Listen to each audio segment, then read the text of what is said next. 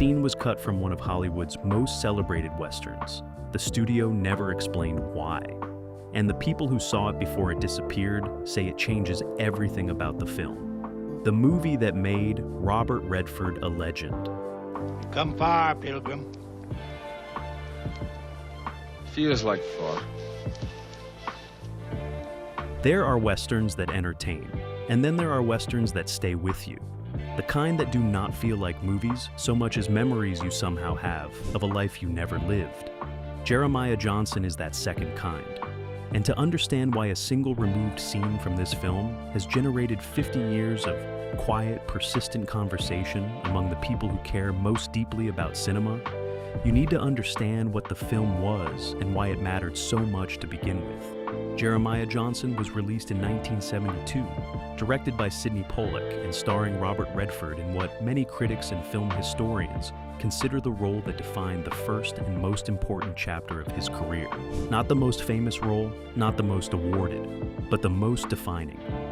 The one that established what Robert Redford meant as a screen presence and what he was capable of communicating without dialogue, without explanation, and without any of the conventional tools that most actors of his generation relied upon to make their performances legible to a mainstream audience. The film tells the story of a man who walks away from civilization.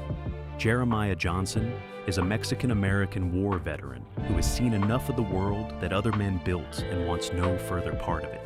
He heads into the Rocky Mountains of the mid-1800s with almost no survival skills and almost no equipment, and proceeds to learn, through suffering and failure and the occasional mercy of strangers, how to live entirely on his own terms. The film is based loosely on the life of a real mountain man named John Garrison Johnston, whose story had already passed into American frontier mythology long before Hollywood decided to put it on screen. What Pollock brought to the material was something unusual for a studio western of that era. He was not interested in action in the conventional sense. He was not interested in gunfights or cavalry charges or the kind of choreographed frontier violence that audiences had been consuming since the genre was invented. He was interested in silence, in landscape, in the particular quality of a human face when it is confronted with something too large and too permanent for words to address adequately. He wanted the Rocky Mountains to function not as a backdrop, but as a character, a force, something that the audience felt pressing down on Jeremiah Johnson the same way it pressed down on every real human being who had ever tried to live inside it. Robert Redford was 34 years old when principal photography began in the mountains of Utah in 1971. He had already made Butch Cassidy and the Sundance Kid with Paul Newman 2 years earlier and was one of the most recognizable faces in American cinema. But Jeremiah Johnson asked something different of him than anything he had done before. It asked him to be still, to let the landscape do the work that dialogue would normally do, to communicate years of experience, grief, hardness, and hard-won peace through posture and expression, and the particular way a man moves through difficult terrain when he has finally learned to belong to it. Redford later described the shoot as one of the most physically demanding and emotionally rewarding experiences of his professional life. The cast and crew were genuinely living in the mountains for extended periods. The cold was real, the isolation was real, the conditions that Pollock was capturing on film were not simulated. And that reality, the fact that what the camera was recording had genuine physical weight behind it, is part of what makes the film feel different from most westerns of its era, or any other era. You believe in Jeremiah Johnson, not because Redford is performing belief, but because the mountain is real, and the cold is real, and something in the human nervous system recognizes the difference. The film was selected to compete at the Cannes Film Festival in 1972, which was an unusual distinction for an American studio western, and a signal that the critical establishment understood it was looking at something that did not fit neatly into the genre categories that westerns were usually filed under. It performed strongly at the box office, earning back several times its production budget and cementing Redford's status as one of the defining stars of what film historians now call the New Hollywood era, that remarkable window between the late 1960s and the late 1970s, when American studios briefly allowed filmmakers unusual creative freedom, and the results changed cinema permanently. Jeremiah Johnson has never stopped being watched. It sits on best Western lists. It appears in film school curricula. Younger directors have cited it as an influence. Audiences who discover it for the first time today respond to it with the same quiet intensity that audiences brought to it in 1972. It is the kind of film that does not age because it was never really about its moment. It was about something older and more permanent than any particular decade could contain. And yet, somewhere between the version Sidney Pollock and Robert Redford made in those Utah mountains, and the version that Warner Brothers released to the public, something disappeared. A scene that people who saw early cuts of the film have described with a consistency and a specificity that makes dismissing their accounts very difficult. A scene that, according to those accounts, does not simply add to the film, but fundamentally reframes what the film is about. And the studio has never once, in more than 50 years, explained why it was removed. The scene that made it into the cut.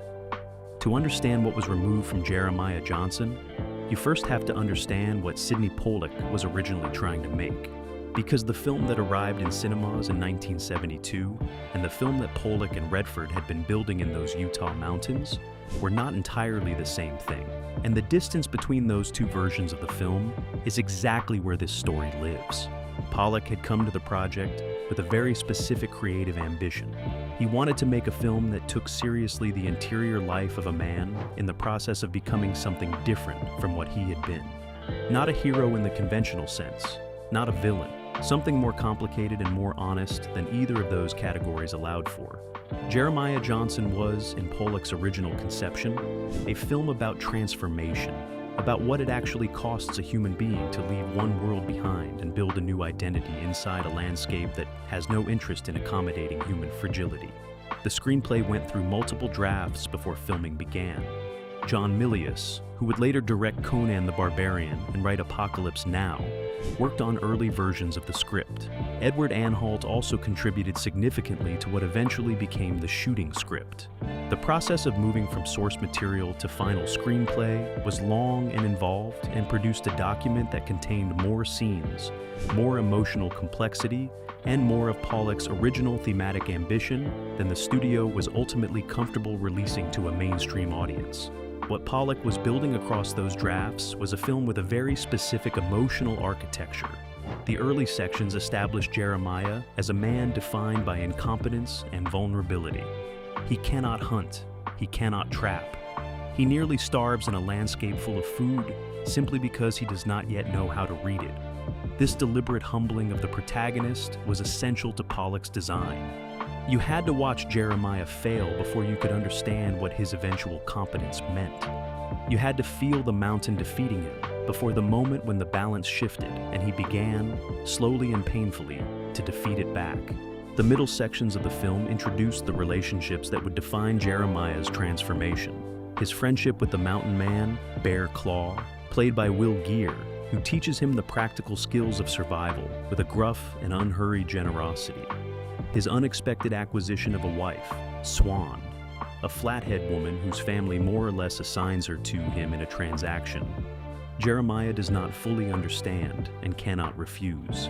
His adoption of a traumatized boy named Caleb, who cannot speak, and who attaches himself to Jeremiah with the desperate loyalty of a child who has lost everything else.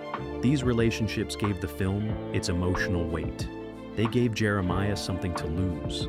And what the film does with that something is the source of its most devastating power. The massacre of Swan and Caleb by Crow warriors, carried out in retaliation for Jeremiah's unknowing violation of a sacred Crow burial ground, is the pivot point of the entire film. Everything before it is the story of a man learning to live. Everything after it is the story of a man learning to survive his own grief. Pollock shot the aftermath of the massacre with a restraint that was almost unbearable. No dramatization of the violence itself.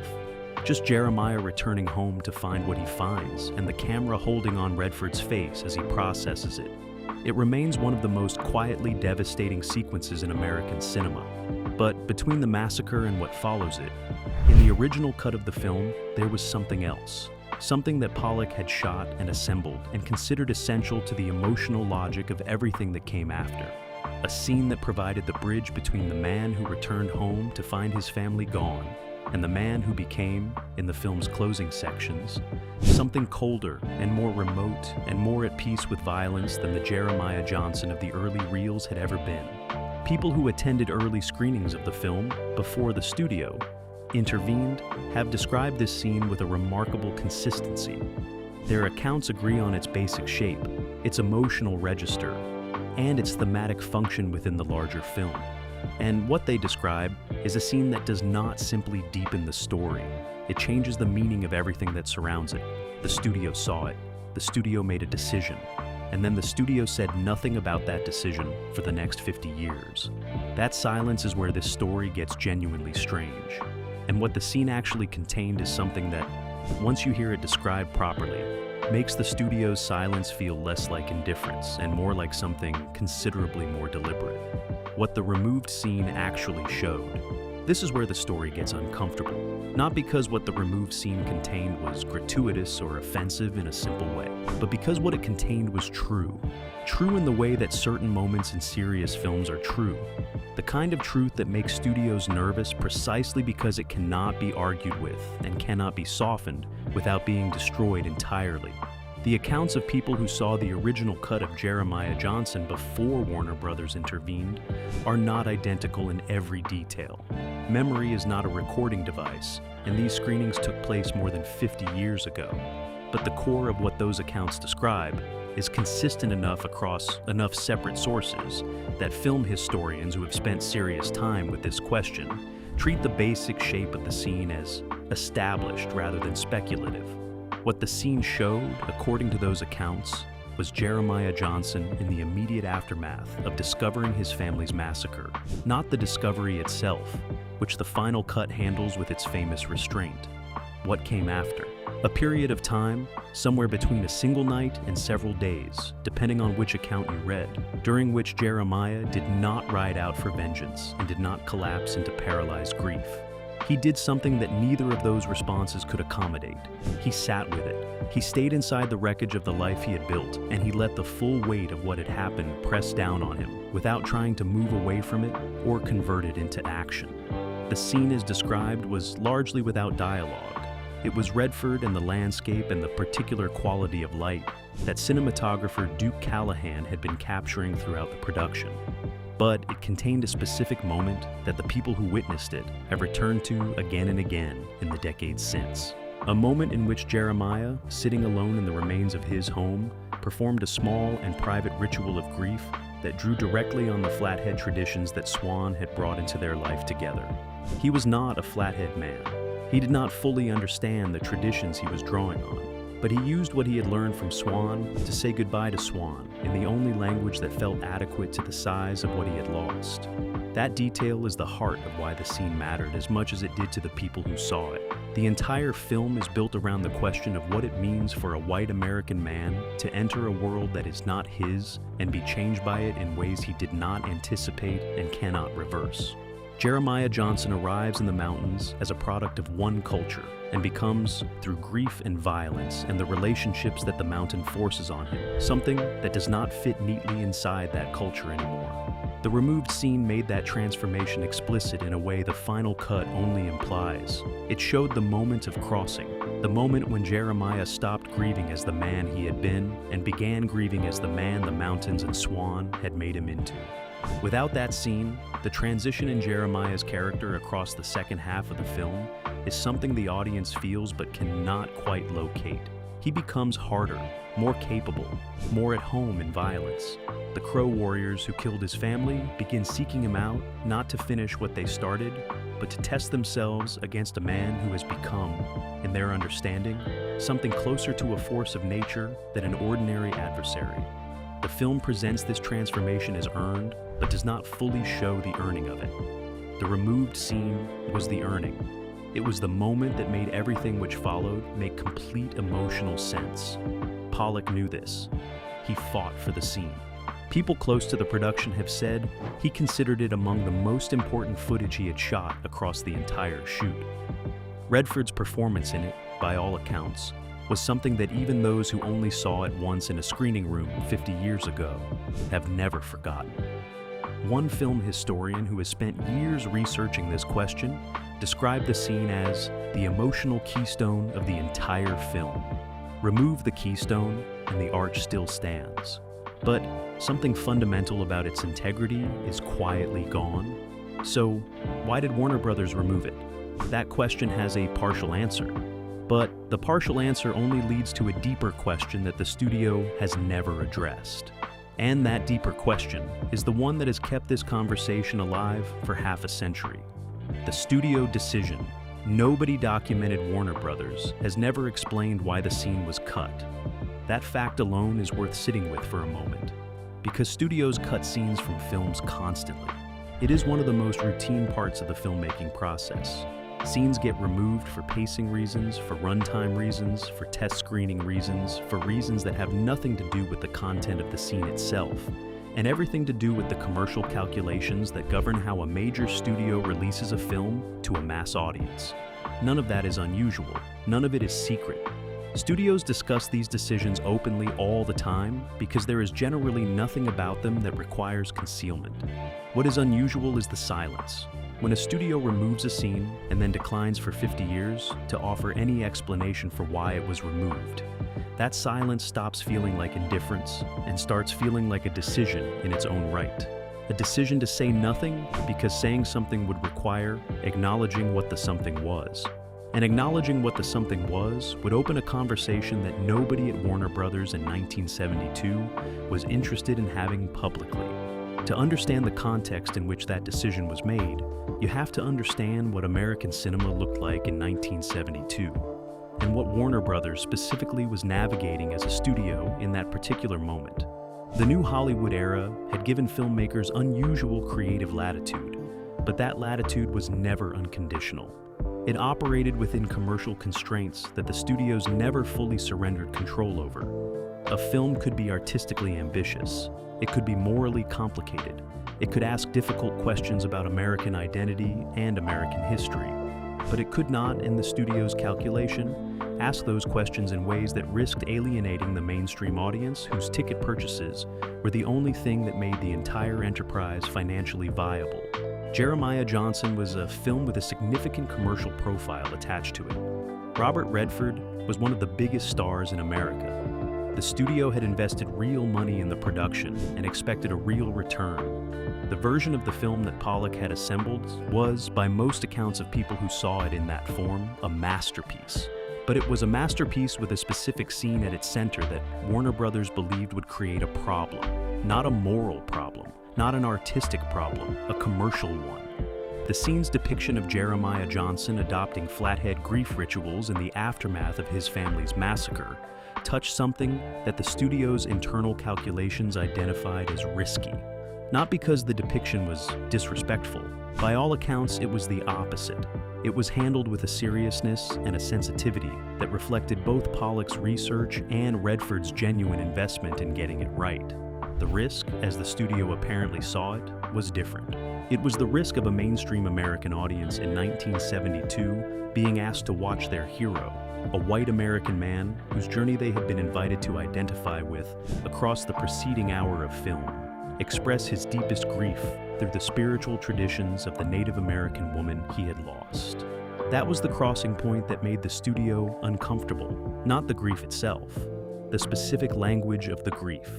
The implication that Jeremiah Johnson had been changed so completely by his life with Swan that the traditions she carried were now the only ones adequate to express what he felt.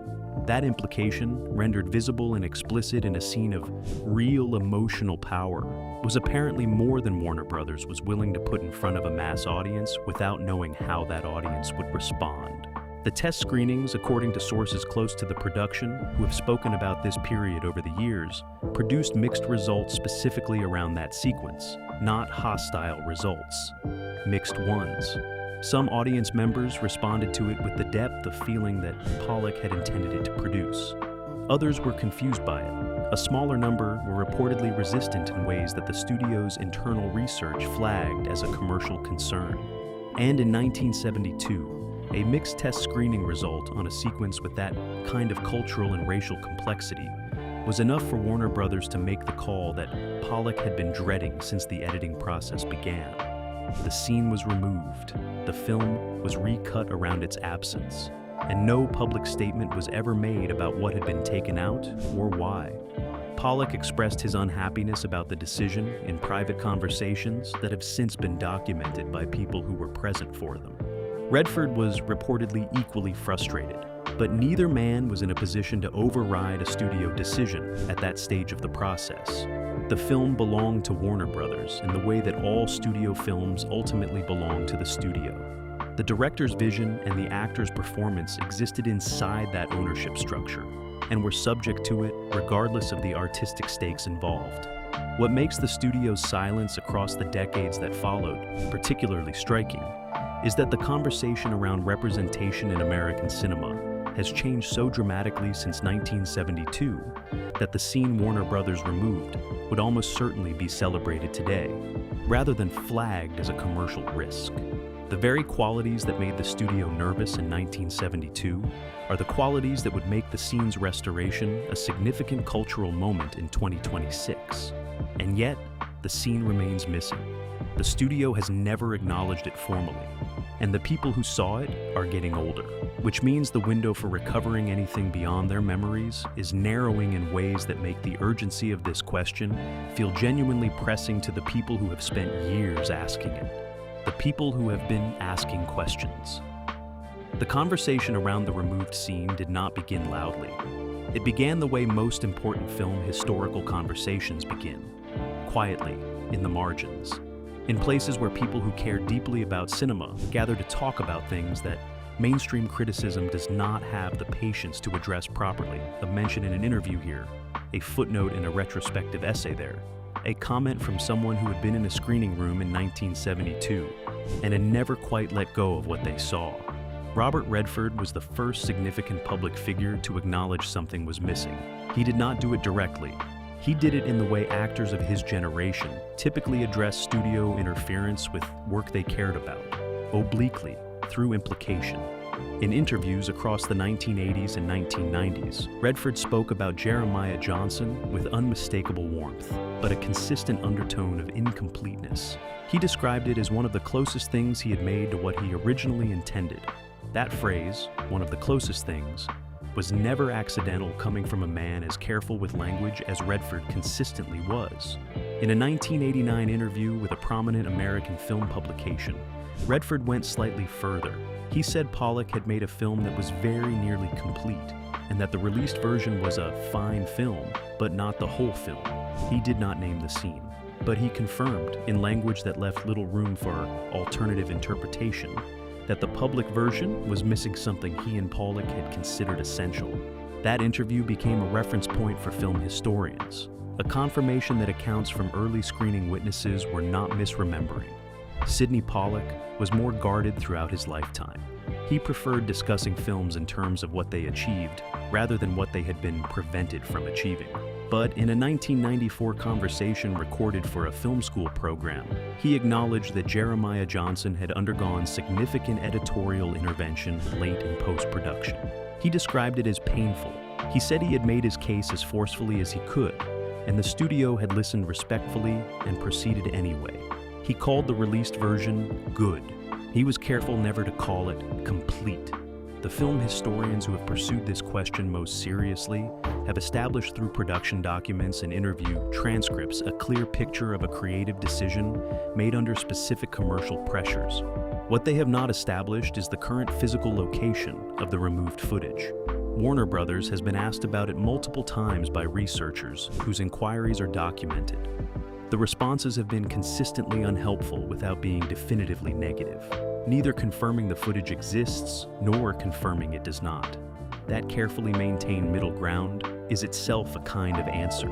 Studios that have lost footage say so. The particular quality of this silence, sustained across more than 50 years, suggests something more deliberate than administrative indifference. It suggests an institution that knows exactly what it has, and has made a very considered decision about what to do with it. What the missing scene says about Hollywood. When the camera's on him. So he just follows every impulse he has. There is a version of this story that ends with the footage being found. A researcher locates it in a climate-controlled vault somewhere on the Warner Brothers lot. A restoration team spends months cleaning and preserving it. The scene is reinserted into the film for a 50th anniversary release, and audiences finally see Jeremiah Johnson the way Sidney Pollock intended them to see it. That version of the story would be satisfying. It would be clean. It would give 50 years of unanswered questions a resolution that felt proportionate to the weight of what had been lost. That version has not happened yet. And the longer the silence from Warner Brothers continues, the less certain it becomes that it ever will. What has happened instead is something quieter, but in its own way equally significant. The story of the removed scene has become part of the film itself, not in the official version that Warner Brothers distributes and licenses and collects revenue from, but in the living version of the film that exists in the minds of the people who watch it seriously and teach it seriously and write about it seriously. Every serious viewer of Jeremiah Johnson now watches the second half of the film with an awareness of the gap. They feel the place where the scene should be, even though they have never seen it. And that feeling changes how they understand everything that surrounds it. This is what studio interference with serious artistic work actually costs. Not just the scene that gets removed, but the integrity of every scene that remains. When you take the keystone out of an arch, the arch does not collapse. But everyone who looks at it carefully enough eventually notices that something is holding it up that should not have to be doing that work alone. The broader story this tells about Hollywood is not a new one. Studios have always made commercial calculations that override artistic ones. That tension is as old as the industry itself, and it has produced both disasters and accidental masterpieces in roughly equal measure, depending on which intervention you examine. What makes the Jeremiah Johnson situation distinct is not that the intervention happened. It is that the studio chose permanent silence over honest acknowledgement. 50 years of researchers asking a reasonable question and receiving no answer that respects the seriousness of what they are asking. Robert Redford died in the spring of 2024 at the age of 87. Sidney Pollock had died 16 years earlier in 2008. The two men who knew most intimately what the removed scene contained and what its loss meant to the film they had made together in those Utah mountains are both gone now. The witnesses who saw it in screening rooms are aging. The window is narrowing. What remains is the film, magnificent and slightly incomplete, and the question that Warner Brothers has never answered, not once, in 50 years. Some silences tell you everything. Jeremiah Johnson has outlasted the studio politics that shaped it. The scene is still missing. The silence is still unbroken. If you believe this story deserves an answer, share this video and help it reach someone who might finally have one. Drop your thoughts in the comments below.